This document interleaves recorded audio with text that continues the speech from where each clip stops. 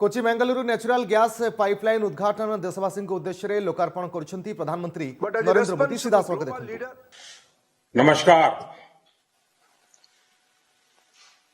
केरल के राज्यपाल आरिफ मोहम्मद खान जी, कर्नाटक के राज्यपाल वजुभाई वाला जी, केरला के मुख्यमंत्री श्री पिनाराई विजयन जी, कर्नाटका के मुख्यमंत्री श्री बीएस येडियुरप्पा जी, केंद्रीय मंत्रिमंडल में मेरे सहयोगी श्री धर्मेंद्र प्रधान जी, प्रहलाद जोशी जी, वी मुरलीधरन जी, सांसदगण, विधायकगण और भाई और बहनों, it is an honour to dedicate the 450 kilometer Kochi-Mangaluru natural gas pipeline to the nation.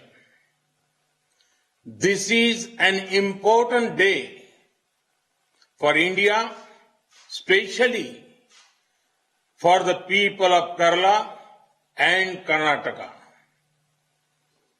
These two states are being connected by a natural gas pipeline.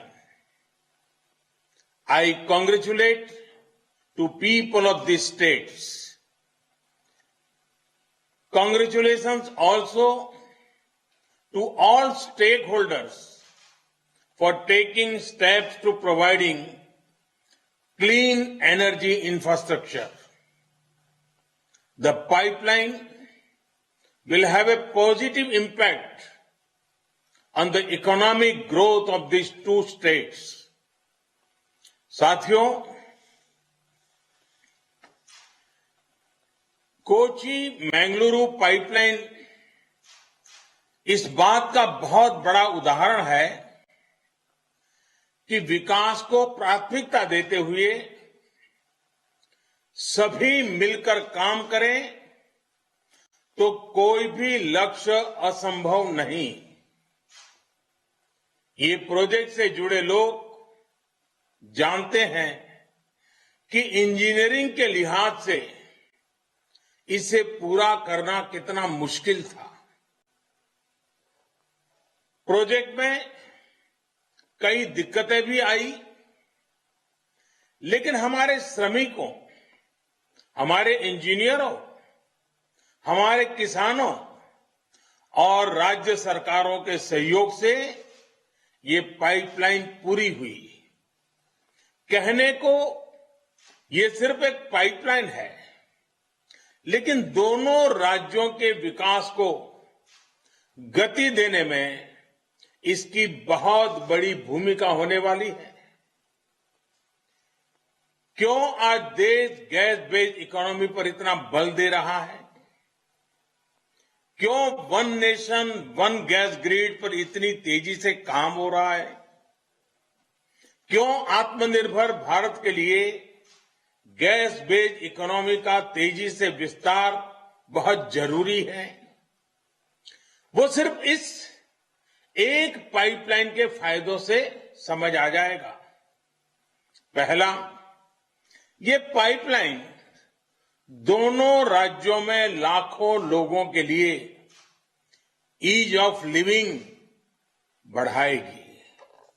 दूसरा, ये पाइपलाइन दोनों ही राज्यों के गरीब, मध्यम वर्ग और उद्यमियों का खर्च कम करेगी। तीसरा, ये पाइपलाइन अनेक शहरों में सिटी गैस डिस्ट्रीब्यूशन सिस्टम उसका एक माध्यम बनेगी। चौथा, ये पाइपलाइन अनेक शहरों में सीएनजी आधारित ट्रांसपोर्ट सिस्टम को डेवलप करने का आधार बनेगी। पांचवा, ये पाइपलाइन मैंगलोर केमिकल और फर्टिलाइजर प्लांट को ऊर्जा देगी। कम खर्च में खाद बनाने में मदद करेगी, किसान को मदद होगी। छठा, ये पाइपलाइन मैंगलोर रिफाइनरी और पेट्रोकेमिकल को ऊर्जा देगी, उन्हें स्वच्छ ईंधन देगी। सातवां, ये पाइपलाइन दोनों ही राज्यों में प्रदूषण कम करने में बड़ी भूमिका निभाएगी। आठवां, प्रदूषण कम होने का सीधा असर होगा पर्यावरण पर। जितनी कार्बन डाइऑक्साइड का एमिशन इससे कम होगा, वो लाखों पेड़ लगाने के बाद ही हासिल हो सकता है। साथियों, नवा लाभ ये कि पर्यावरण बेहतर होने से लोगों की सेहत भी अच्छी रहेगी, बीमारी पर होने वाला उनका खर्च भी कम होगा। 10वां, जब प्रदूषण कम होगा, हवा साफ सुथरी होगी, शहर में गैस आधारित व्यवस्थाएं होगी, तो और ज्यादा टूरिस्ट आएंगे। टूरिज्म सेक्टर को भी इसका लाभ होगा। और साथियों, इस पाइपलाइन के दो और लाभ हैं जिनकी चर्चा बहुत जरूरी है। इस पाइपलाइन के निर्माण के दौरान 12 लाख मैन डेज का रोजगार जनरेट हुआ है। पाइपलाइन के शुरू होने के बाद भी रोजगार और स्वरोजगार का एक नया इकोसिस्टम केरला और कर्नाटका में बहुत तेजी से विकसित होगा।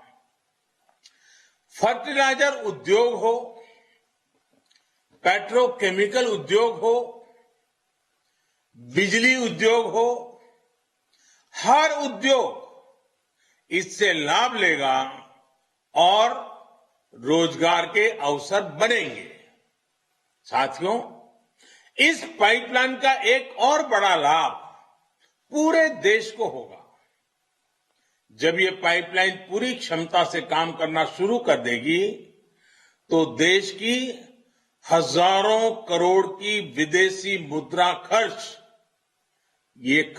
बच जाएगा। भारत COP21 के लक्ष्यों को लेकर जिस गंभीरता से काम कर रहा है, ये प्रयास हमें उसमें भी मदद करेंगे। साथियों, दुनिया भर के एक्सपर्ट का कहना है कि 21वीं सदी में जो भी देश अपनी कनेक्टिविटी पर और क्लीन एनर्जी पर सबसे ज्यादा जोर देगा, तेजी से काम करेगा, वो तेजी से नई ऊंचाई पर पहुंचेगा। आज आप जिस भी फ्रंट पर देखें, highway connectivity, railway connectivity, metro connectivity, air connectivity, water connectivity, digital connectivity या फिर गैस कनेक्टिविटी,